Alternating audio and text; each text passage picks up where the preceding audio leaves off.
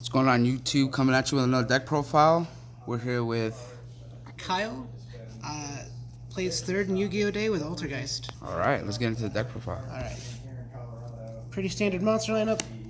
3 Marionetter. Gets your Altergeist traps from deck. Can't be asked. So good. 3 Altergeist Meliseek. Best card in the deck. Hate that card. It's so good. 2 Silk. It's a break if you see 3 of it. You always want to just summon it off the Multi-Faker. Multi-Faker at 1, obviously, limited. 1 Conquery.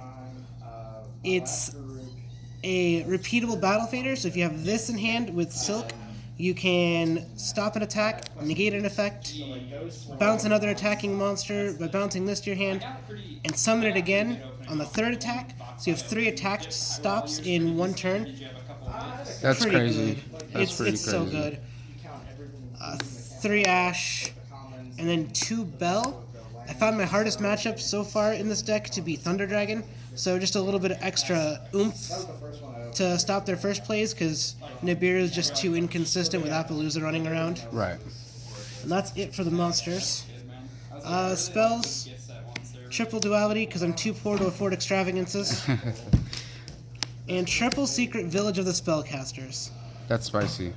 I just put this back in. You just win against any spell-heavy decks. Striker hurts Orcus pretty bad. They can't babble. They can't return. Hurts any rogue decks that need spell cards a lot. So glad I put it in there.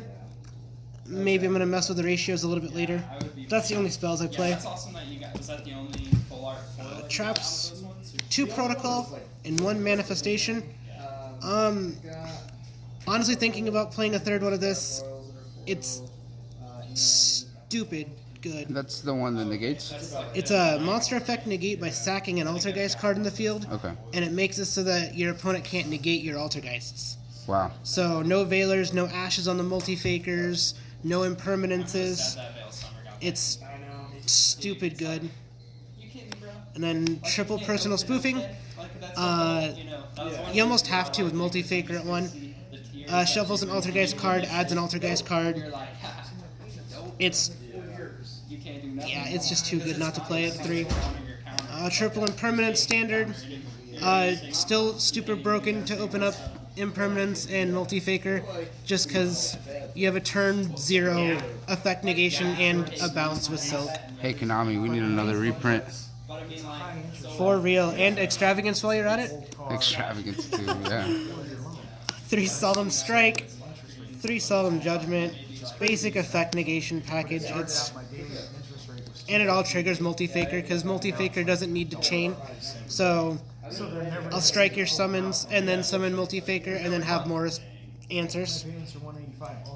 1 Imperial Order, because I don't play spell cards that are relevant.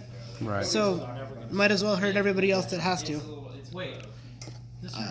2 Compulsory Evacuation Device. This is for some of that rogue weird stuff that just sits on like floodgate monsters. Draco, you can get rid of Inspector Borders, you can get rid of Titans, Colossuses, you can get rid of just problems that you can't deal with right away. Is this a new card in your deck? Yeah, I just started playing with it about 2 days ago. Okay. So, Influenced by this guy over here. With his Inspector Borders. Jesus. And then the last card, 1 Metaverse. This is stupid opening up with. If you have Multi-Faker as well, you can go during your opponent's standby phase on turn 1 Metaverse, Secret Village, with the Multi-Faker. You have a disruption in a bounce of any card, and you lock them out of spell cards. It's busted. It's pretty much over unless they have the immediate response in like a Cosmic Cyclone or anything to stop it. I remember Magic Online when it first started. Extra deck. Mud Dragon, Starving Venom, and Colossus. Standard Ghost Reaper, not Ghost Reaper, Super Poly targets. I was playing Ghost Reaper in my sideboard, so that's why this is there, but I just haven't changed the extra deck. There's no need to change it, especially not having extravagances. Fair enough. Clara Andrushka, play her for going second when you want to set up the secret village. She's a spellcaster. She removes your Meliseek, gets you the search. Link, Kuriboh, Almirage. Same thing, get rid of the Meliseek, get your multi-faker. You have to see it turn 1 or a way to get it turn 1. That's the thing. 3 Hextia. I try to, like, whenever Spell and Trap Negate, a way to get over big bodies. I only really go into her if needed. Galatea, Sunlight Wolf, another Ghost Reaper targets. I don't play Ghost Reaper anymore, just hasn't been changed.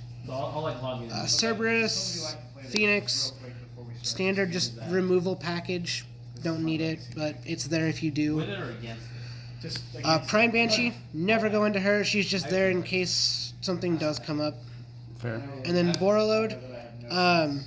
Only reason I play this is because some decks are playing Avermax Turbo, which kills me. Untargetable stuff makes me sad. So having an out to untargetable stuff is Great. super valid. And then we got the side deck. Side deck, yeah. You guys will like it. You won't share me, but you'll like usual two-headed giant. And I won't get to drop. We got 3 Snow Rabbit.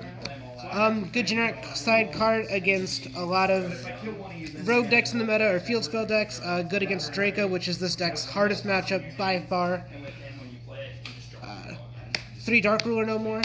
This is for Dragon Link, Thunder Dragons. Anytime you're forced to go second against combo decks, you can shut their monsters off, make their Appaloosa 0, and they can't respond to it in most situations.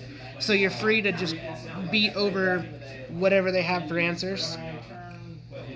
2 Super Poly for aforementioned, good against generic stuff that you're not sure what else to side against. Mud Dragon's still a good card. Starving Venom's a good card. 2 Zombie World. Why Zombie World? This is again for Draco because I need everything I can against Draco and also against the Vanity's Tribute deck. Making stuff a zombie isn't relevant, but the fact that you can't tribute summon unless it's a zombie is stupid because all the Dracos are worms. Vanity's Fiend, Majesty's Fiend, Vanity's Ruler are all Fiend monsters, so they can't tribute summon, they have no win condition. Then triple Heavy Storm Duster. For back row decks, I actually have been citing this against Sky Striker. Okay. They set all their stuff on multi-roll, and you blow it up in the end phase. It gets banished. They don't get any advantage out of it. It works wonders. Good against the mirror match. That's just kind of generic good against back row decks. And then 2 Wiretap. This is for having that go first in game 3. You know your opponent's going to be siding evenly matched, so you have Wiretaps along with Solemn Judgment to negate the evenly matched and stop that. Same with Red Reboot. If you know your opponent's going to be siding reboots against you, you just Wiretap the reboot, make him pay the half, and then continue with your day. Any changes you'd make to the deck? I think I'm going to take out another duality for a Sangan. I decided against playing Sangan about 2 weeks ago. I thought it was a complete brick, and the more I realize it, the more I just wish I had a monster to go get multi-faker with. Other than that, it's pretty solid. Maybe try some different things with Nibiru in the main deck. I've been playing with that instead of Bell, but Appaloosa is just too good. Too good. Fair enough. Any shout-outs? Shout out to Manuel for helping me with Thunder Dragons and kicking my ass with it.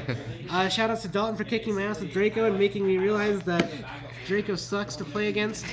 And then shout out to all my guys from Grand Island who have been there to kind of play test with, support. The crew right here. Yeah, from Columbus last year.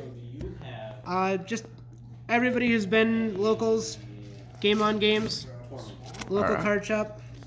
Well, thanks for the deck profile, man. Have a nice one. Thanks.